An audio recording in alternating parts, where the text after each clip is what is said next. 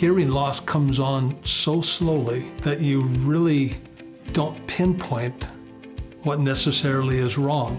The pronunciation, the tones make up so much of the communication that you don't realize you're missing. So the reason that really drove me in here was to prove my wife wrong and that my hearing was okay. Everybody that I went to was telling me, no, you've got pretty severe hearing loss.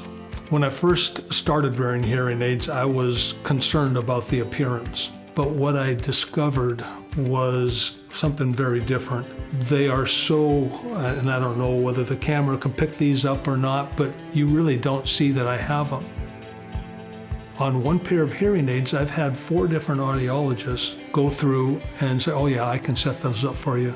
Yet it wasn't until I saw Dr. Jacky that it really came home, where I was going, okay, this is different.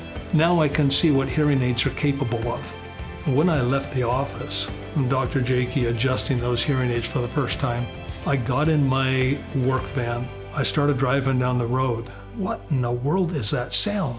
And being an old mechanic, I'm very aware of sounds that cars are making. And it took me probably, I hate to say it, but probably 30 seconds to figure out that I had my turn signal still on. Little things like that. They're life-changing to someone who hasn't heard that in years.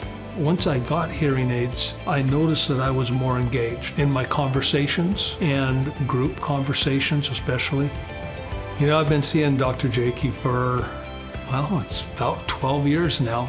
The couple things that just stood out for me was her genuine compassion and empathy, her wanting to understand what I was saying, where I'm coming from, what I was experiencing, and then just wanting to help.